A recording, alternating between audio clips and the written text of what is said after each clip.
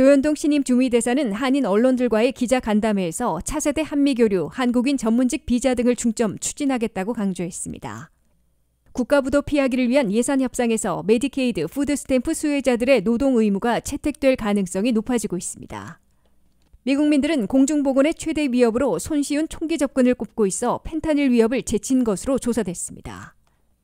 미국 여권 지연 사태가 악화돼 올여름 해외여행 계획을 망치지 않을까 우려하는 목소리가 커지고 있습니다. 펠팩스 카운티 지역 66번 고속도로에 혁신적인 자전거 도로가 생겨 큰 관심을 끌고 있습니다.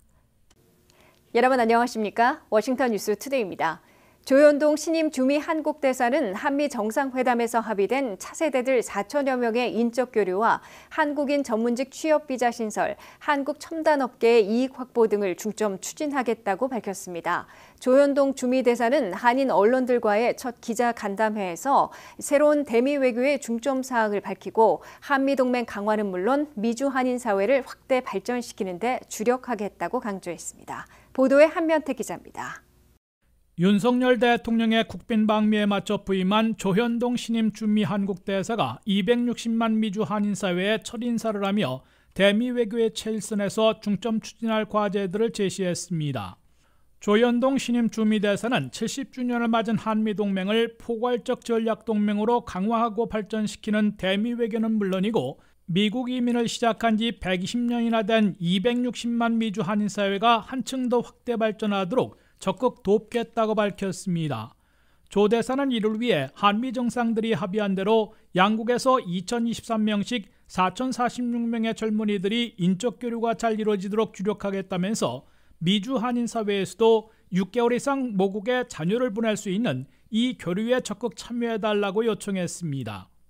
양국이 6천만 불짜리 60 밀리언 달러 프로그램을 출범시키기로 했고 상징적으로 2023년이니까 한국에서 2023명 또 미국에서 2023명 해가지고 정말 미국화되어 있는 우리 동포들이 그런 프로그램을 통해서 6개월이고 1년이고 거기 체류하고 공부하고 살면서 여러 가지 배우는 그런 프로그램을 하는 거죠. 조현동 주미대사는 이어 10년 이상 추진해온 한국인 전용 취업 비자인 E4 코리아 비자 신설 법안이 성사되도록 한국계 영킴 하원의원 등과 적극 논의하고 있다고 밝혔습니다.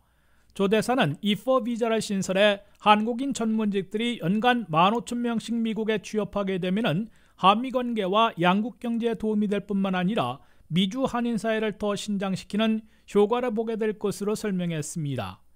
조현동 주미대사는 한국의 전기차, 배터리, 반도체 등 첨단 기업들이 미국에 거액을 투자하고도 혜택에서 제외되고 있어 피해를 보는 것처럼 보일 수 있으나 2025년부터는 미국 시장에서 더욱 주도하며 더 많은 혜택을 얻어낼 수 있을 것이라면서 한국의 국익을 극대화하는 대미 외교를 펴겠다고 강조했습니다. 전반적으로 봤을 때 한국 기업들이 받을 수 있는 이익이 잠재적으로 가장 크다는 것이 정확한 평가라고 저는 생각합니다. 그러니까 우리 기업들이 일부 기업들이 받는 또 어떻게 보면 불이익이 있고 다른 기업들이 받는 잠재적인 이익이 있는데 그걸 다 합치면 전체적으로 한국 기업들한테는 충분히 큰 이익이 있다. 저희는 그렇게 판단하고 있습니다.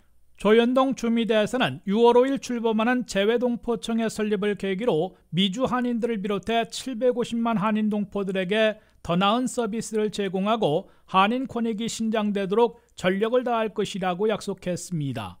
WKTV 뉴스 한면택입니다. 백악관과 공화당 하원 간의 국가부도를 피하기 위한 예산 협상에서 메디케이드와 푸드스탬프 등 복지 프로그램을 계속 받으려면 주당 20시간을 일해야 하는 의무 조항이 채택될 것으로 보여 논란을 사고 있습니다. 대다수는 노동 의무에서 예외를 인정받게 될 것으로 예상되고 있지만 공화당 하원안대로 시행될 경우 메디케이드 수혜자는 60만 명, 푸드스탬프에선 27만 5천 명이 혜택을 상실하게 될 것으로 예상되고 있습니다. 안혜린 기자가 보도합니다. 저소득층 의료보험인 메디케이드와 식품보조인 스냅, 즉 푸드스탬프 프로그램에 중대 변화를 가져올 방안이 국가부도 피하기 예산안 협상에서 채택될 가능성이 높아지고 있습니다. 공화당 하원이 강력히 추진해온 메디케이드와 푸드스탬프 혜택을 계속 받으려면 주당 20시간을 취업해 일하거나 커뮤니티 활동을 해야 한다는 의무조항에 바이든 백악관이 수용 용의를 내비쳤습니다.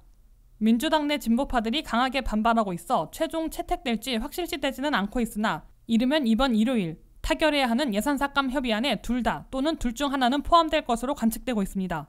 첫째, 채택 가능성이 더 높은 푸드스탬프의 경우 팬데믹으로 중단됐던 노동 의무 조항이 7월부터 재개될 게 확실시되고 있습니다. 그럴 경우 50세 이하 거동이 가능하고 부양가족이 없는 사람들은 푸드스탬프를 계속 받으려면 주당 20시간을 일하거나 커뮤니티 활동을 해야 합니다. 노동 의무를 지키지 못하면 3년간의 기간 중에서 합산해 3개월 동안만 푸드스탬프를 받을 수 있게 됩니다. 공화당 하원안은 50세 이하로 돼 있는 노동 의무 적용 연령을 55세로 높이려 하고 있으나 채택될지는 불확실합니다. 둘째, 메디케이드 의료 보장은 더 큰 파장을 일으키지만 채택 가능성이 푸드스탬프보다 다소 낮은 것으로 간주되고 있습니다. 메디케이드에서 이 노동 의무 조항이 적용되면 보험 혜택을 유지하려 할 경우 주당 20시간을 일하거나 커뮤니티 활동을 해야 합니다. 다만 메디케이드에서는 광범위하게 예외를 인정해 주어 일하지 않아도 의료보험 혜택을 유지할 수 있게 됩니다. 노동 의무 조항이 시행돼도 예외로 인정받는 경우는 임산부, 부양 자녀가 있는 부모, 환자, 아픈 가족 친지를 돌보는 사람 등입니다. 카이저 패밀리 재단의 연구 보고서에 따르면 현재 메디케이드 수혜자들 중에서 61%는 이미 일하고 있는 사람들이고 또 다른 30%는 노동 의무 면제자들로 나타나 실제 새로운 적용 대상은 10%에 그칠 것으로 보이고 있습니다. 푸드스탬프 수혜자들도 6명 중 1명만 영향을 받을 뿐 대다수는 예외로 인정받을 것으로 나타났습니다.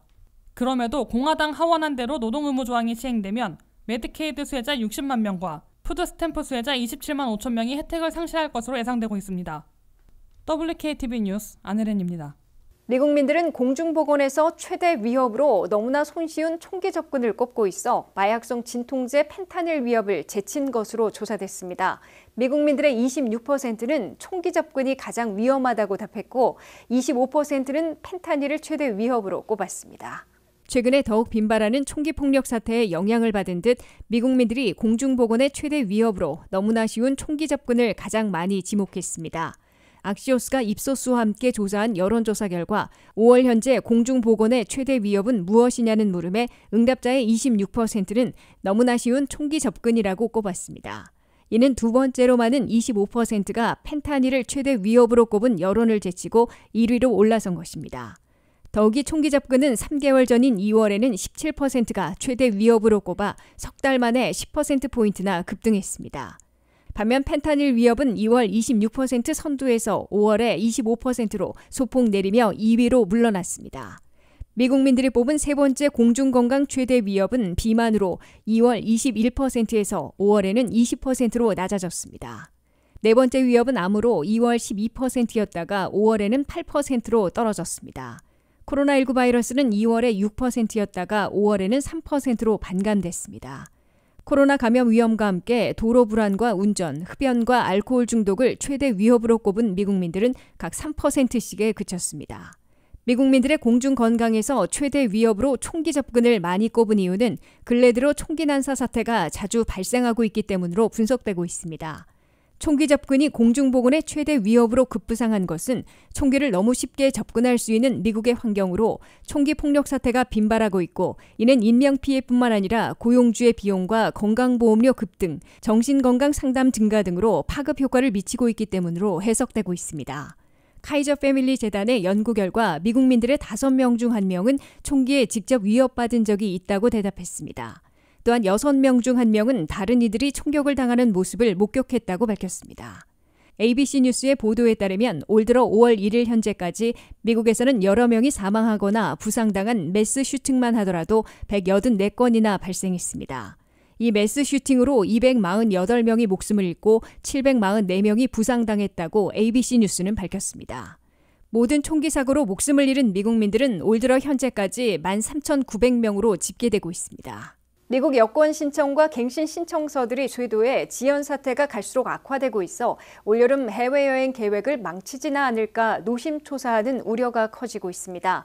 미국 여권 신청서들은 올 들어 최소 30%나 급증해 매주 50만 건 이상씩 쇄도하고 있는 데다 통상 10주에서 13주 수속에 전후 배달 기간 4주를 포함해야 하고 그보다 더 늦어지는 경우도 속출하고 있습니다. 안혜린 기자가 보도합니다.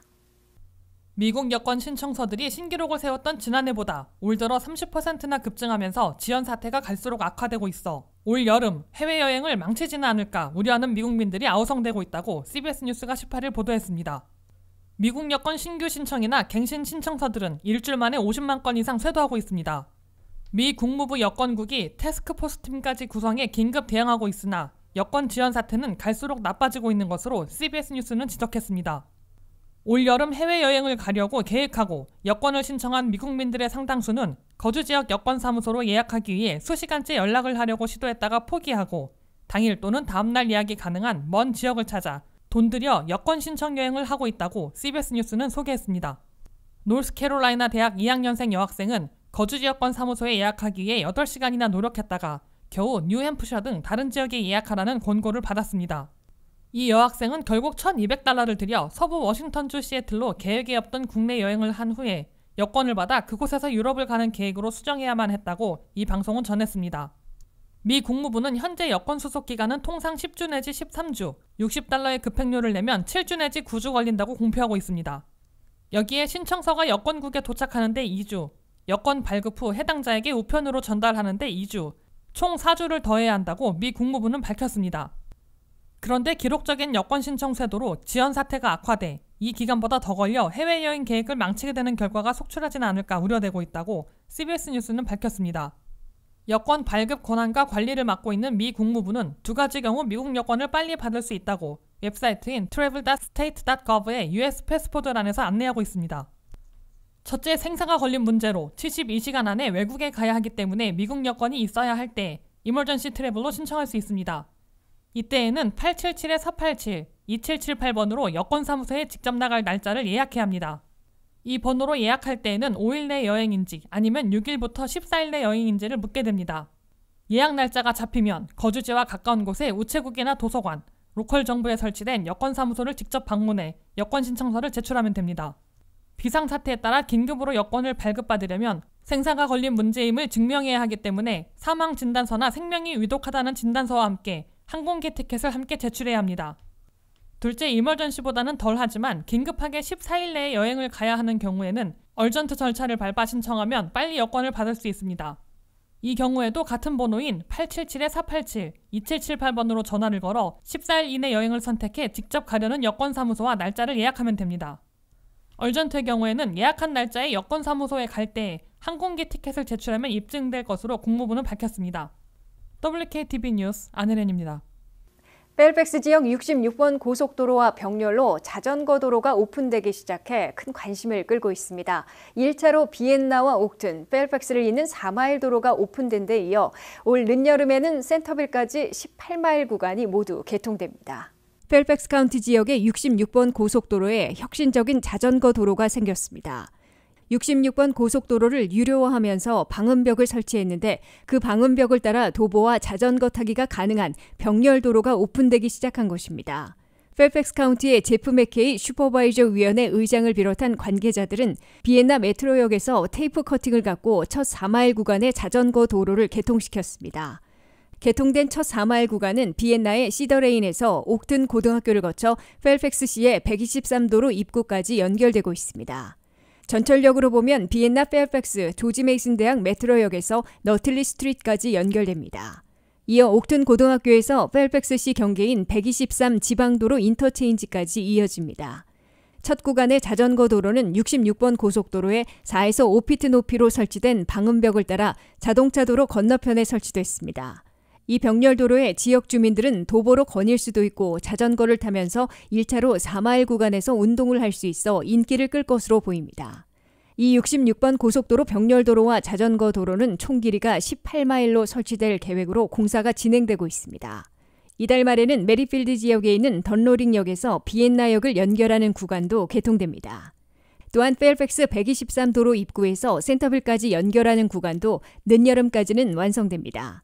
이에 따라 8월 말 안에 66번 고속도로를 따라 비엔나에서 던로링, 옥튼과 펠팩스, 센터빌까지 18마일이나 자전거를 타고 갈 수 있는 자전거 도로가 완전 개통되는 것입니다. 펠팩스 카운티는 일반 국도와 지방 도로를 따라 자전거 도로를 많이 개설해 놓고 있습니다. 여기에 고속도로 방음벽을 사이에 두고 자동차 도로 건너편에 도보와 자전거 타기가 가능한 병렬도로를 설치하는 혁신적인 방법으로 지역 주민들의 건강을 챙기게 될 것으로 기대되고 있습니다. 이상으로 워싱턴 뉴스투데이를 마치겠습니다. 시청해 주신 여러분 고맙습니다.